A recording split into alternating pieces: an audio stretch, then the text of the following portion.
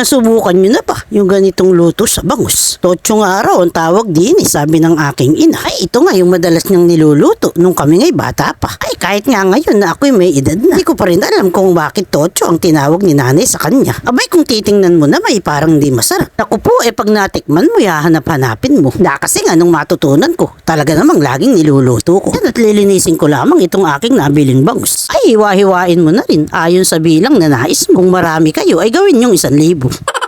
Ako biro lang, baka naman madurog na yan. Ayan, ganyan nga lang, lilinisin natin yan. Ako tingnan mo itong ating bangus, ang taba, diba? Kayo ba sa pagluluto nilalagay nyo pati yung kanyang bituka? Ako kasi nilalagay ko. Siyempre, aalisin mo yung pait niyan at lilinisin mong mabuti yan. O yan nga, pagkalinis niya, asnan mo na ng kaunting asin para naman tumalab na yung lasa niya dito sa ating laman ng bangus, hindi ba? At ang isasangkap nga natin dyan, ito nga nabili kong tahori sa palengke. 5 piso lang isa nire. Ito yata ay fermented soya. Tama ba? Yung bang binurong tokwa, may black beans na nga rin siyang kasama. O yan nga, sinaling ko na. Mamaya isasama natin yan sa paggisa. Ito nga yung ating panggisa, luya. Ganyan nga ako maggisa. Ginagayat ko yung luya ba? Para nga kasi mas malasa sa sabaw niya. At makain mo pa yung luya. Yan nga at may kamatis pa. Ay saka nga itong laging magkasama. Yung bawang at sibuyas ba? Parang mag-asawa. Kasi nga laging magkasama. O yan nga itong ating inas ng bangus. Lalagyan ko lang ng konting harina. Konti lang naman ba? Para hindi lang matalsik o dumikit sa ating kuwali ba? Ay di ko nga kasi alam. Bakit nga sa lahat ng isda, itong bangus na to sobrang talsik pag yung pinipirito, diba?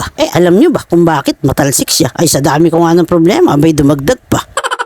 Ayan nga, may harina na, may tumatalsik-talsik pa, lumalaban pa. At bahagya nga lang natin pipirituhin yan. Huwag di lang nga mag-brown. Ay pag natusta yan, titigas yan kasi. O pagkaprito nga, itabi mo muna, tayo na yung maggisa. O ayan, unahin mo yung luya. Dito na rin tayo naggisa. Sa pinaggamitan natin, kuwali ba? O ayan, matapos natin ang luya yung makigisa, isunod mo na yung ating sibuyas at bawang ba. Ayan, pag siya na isama mo na, mekos-mekos mo na, halu-haluin mo pa. Kaya hayaan mo lang na bahagyang mamula. Pagka nga iyay namula na, ayat ilagay mo na yung ating hiniwang kamatis ba. Ay mekos-mekos muli. Ganyan lang naman ang paggisa. Ay gisahin mo ngang mabuti hanggang sa madurog siya. At pag nga ay ayos na at iyon ang naigisa. Ilagay mo na itong ating tahori ba. Dinurog ko na ire.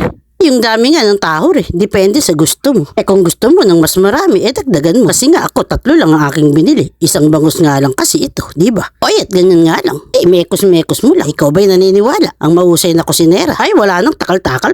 Lagyan mo ng 1 tasa ng tubig. Kung gusto mo ng mas marami sabaw, dagdagan mo. Ganun nga lang. Para-paraan lang. Ayan, dinagdagan ko pa. Pag ganyan na, nasabawan mo na. Hayaan mong mahagyang makuluan pa, timplahan mo na. Ay, sa panimpla mo na, may bahala ka na. Ay, wala naman tayong sponsor din lagyan mo na ng kaunting suka pa. Pagkalagay mo ng suka, hayaan mong kumulo yan, huwag mong gagalawin. Lakasan mo yung apoy para yung acid niya mag-evaporate at matanggal yung asim niya. Nakakain ka ba ng sukang hilaw? Kasi nga pagkalagay, hinalo agad yun. Sa lahat nga ng lulutuin mong may suka, hayaan mong makuluan muna bago mo haluin yan. Huwag kang excited ba? Kapag nga nakuluan ay haluin mo na, sayawan mo pa. At yung tahori nga pala natin, maalat na yan. Kaya tansyahin mo na lang ang alat diyan. Kung ang maalat na, huwag mo nang asinan pa. Kasi nga yung bangus natin, may asin na rin, hindi ba? Pag ang timpla sa'yo ayos na, yung pinirito nating bangus, ilagay mo na. Biling-bilingin mo nga para naman lumasa sa laman ng bangus itong ating sarsa. At bahagyang kulungalay, okay na yan, luto na yan. Huwag mo naman durugin yan. Okay na. Kaya nakaluto na ng masarap na ulam ba. Ito nga yung Totso ni Ina. Kain na.